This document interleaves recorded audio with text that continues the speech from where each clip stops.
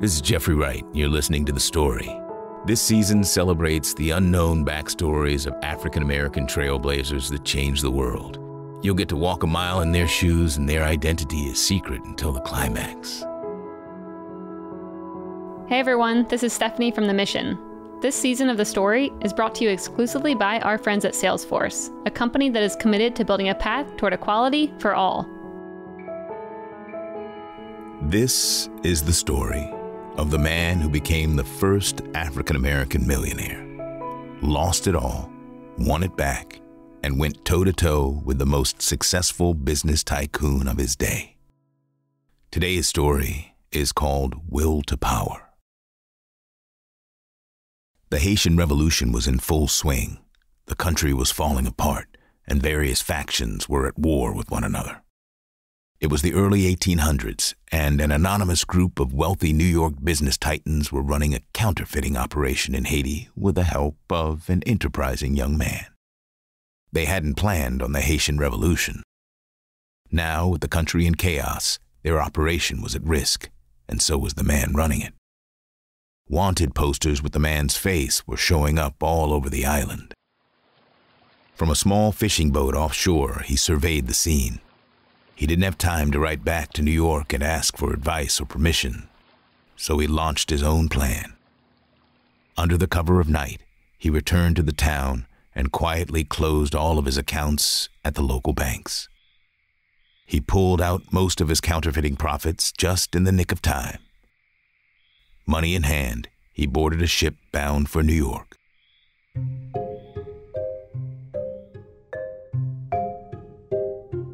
When he arrived in America, the operation's anonymous financiers took their money, but afterward they refused to speak to the young African-American man who had rescued it for them. He would have to start over from scratch. His eyes turned to Wall Street, the place where his benefactors had made so much money. In those days, there were few financial regulations. There were, however, many racial ones. More often than not, those regulations were unspoken rules, like the rule that an African-American couldn't be a Wall Street trader. The man simply ignored these rules and became a broker. The cautious approach would be to keep his head down, avoid undue attention, and let his work speak for itself. He had as little regard for caution as he did for racist codes. The disregard for norms pulled him into various lawsuits, but he rarely lost.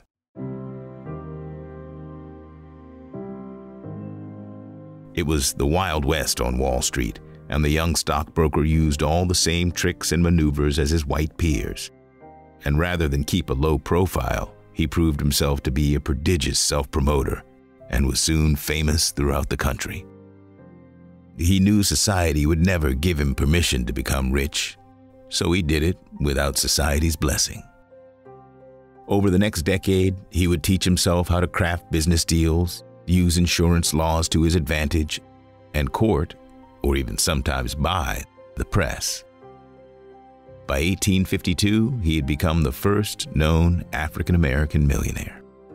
His legend grew so large that some believed he was a myth, but the wealthiest people on Wall Street and the courts knew the truth. He was real. He had many nicknames, none of which is suitable to speak here, except for one: the Prince of Darkness.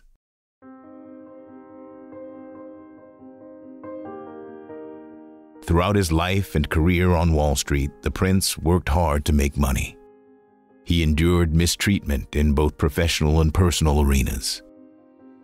At nearly every stage of his career, he was blackballed in the courts, on the trading floor, and with insurance companies that refused to underwrite his ventures. His methods were commonplace for the time. He would raise money from wealthy investors and make risky investments. When the investments panned out, everyone won big. When they didn't, the investors were left to cover their own losses. Most of the time, the plan worked, but not always. He invested at the height of a housing boom, and when the bubble burst, he lost everything. He bought stock in companies such as Vanderbilt's Accessory Transit Company, which was owned by Cornelius Vanderbilt, one of the greatest tycoons in American history. When that stock plummeted due to Vanderbilt's own manipulations, the prince took the tycoon to court. The prince could no longer pay his creditors and time was running out. He had to fight if he was going to survive. Vanderbilt had made a name for himself by crushing anyone who stood in his way. He took the same approach against the prince. In the New York Supreme Court, the prince and Vanderbilt went toe-to-toe. Each argued their side of the case using every legal trick in the book. The newspapers in New York reported a swift win for Vanderbilt, but Vanderbilt's own obituary lays out a very different tale. When Vanderbilt, also known as the Commodore, died, a line in his full-page obituary was written in honor of the prince. It read, "There was only one man who fought the Commodore to the end, and that was Jeremiah Hamilton.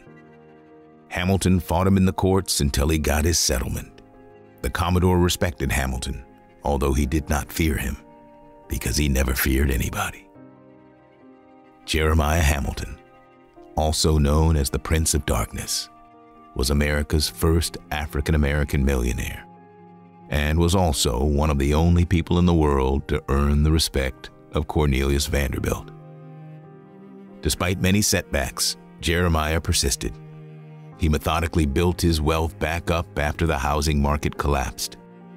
He married a woman, Eliza, and had 10 children, an interracial marriage in the early 19th century when such a thing was pretty much unheard of. When Jeremiah died, newspapers reported that he had amassed $2 million in personal wealth, more than $250 million in today's dollars. Jeremiah did this by constantly forging ahead. He never waited for permission from others. He built a name and a fortune all on his own, and never let the rules or expectations of others stand in his way. In the end, he earned the respect of his peers and let his accomplishments, not to mention his fortune, speak for him. Are you forging your own path, or are you still waiting for permission? The prince was a legend, and although his story mostly has been forgotten or scrubbed from history, he still looms large in the minds of many who will let nothing stand between them and their will to power. That's his story. What's yours going to be?